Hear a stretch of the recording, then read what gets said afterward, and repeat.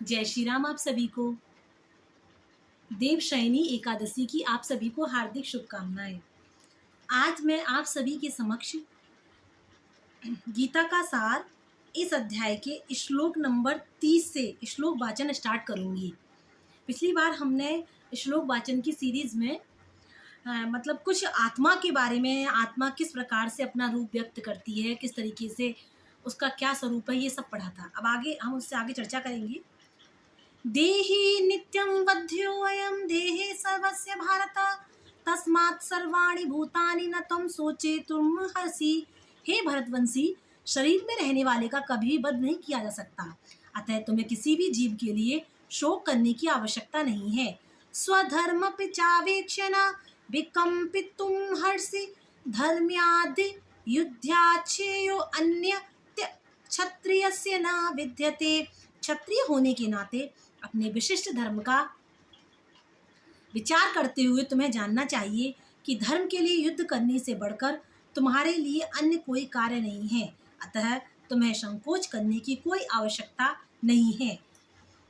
यत्रच्छया चोपपन्नं स्वर्गद्वारं पाव्रतं सुखिनः क्षत्रिया पार्थ लभन्ते युद्धमीदृशम्। हे पार्थ, वे क्षत्रिय सुखी हैं जिन्हें ऐसे युद्ध के अवसर अपने आप प्राप्त होते हैं, जिससे उनके लिए स्वर्गलोक के द्वार खुल जाते हैं। अतः चेत्त्वमिमं धर्म्यं संग्रामं न करिष्यसि ततः स्वधर्मं कीर्तिं च हित्वा पापमावप्स्यसि।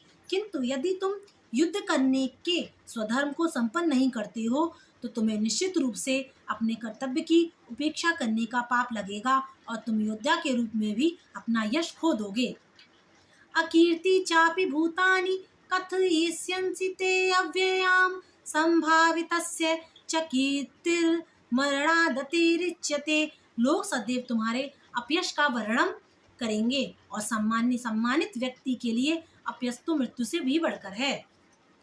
भयाद्राणादुपरन्तं मंस्यन्ते त्वां महारथाः येषां च त्वं बहुमतो भूत्वा यास्यसि लाघवम्। जिन जिन महान योद्धाओं ने तुम्हारे नाम तथा यश को सम्मान दिया है, वे सोचेंगे कि तुमने डर के मारे युद्ध भूमि छोड़ दी और इस तरह वे तुम्हें तुच्छ मानेंगे। आवाच्छया वादाच्छन्न बहुन वदिष्यन्ति तवाहिताः निदन्तस्वत्व सामर्थ्य ततो दुःखतरं न किमु। तुम्हारे शत्रु अनेक प्रकार के कटु शब्दों से तुम्हारा वर्णन करेंगे और तुम्हारी सामर्थ्य का उपहास करेंगे। तुम्हारे लिए इससे दुखदाई और क्या हो सकता है। हतो वा प्राप्यसि स्वर्ग जित्वा वा भोक्ष्यसे महीम् तस्मादुत्तिष्ठ कौन्तेय युद्धाय कृतनिश्चय। हे कुंती पुत्र, तुम यदि युद्ध में मारे जाओगे तो स्वर्ग प्राप्त करोगे, या यदि तुम जीत जाओगे तो पृथ्वी के साम्राज्य का भोग करोगे। अतः दृढ़ संकल्प करके खड़े हो जाओ और युद्ध करो। सुख दुःखै समे कृत्वा लाभो जया जयो ततो युद्धाय युजस्य नेवं पापमावप्स्यसि। तुम सुख या दुख, हानि या लाभ, विजय या पराजय का विचार किए बिना युद्ध के लिए युद्ध करो। ऐसा करने पर तुम्हें कोई पाप नहीं लगेगा। एषा ते अविहिता सांख्ये बुद्ध योगे त्वविमा शृणु बुद्धया युक्तो यया पार्थ कर्म बंधम प्रहास्यसि।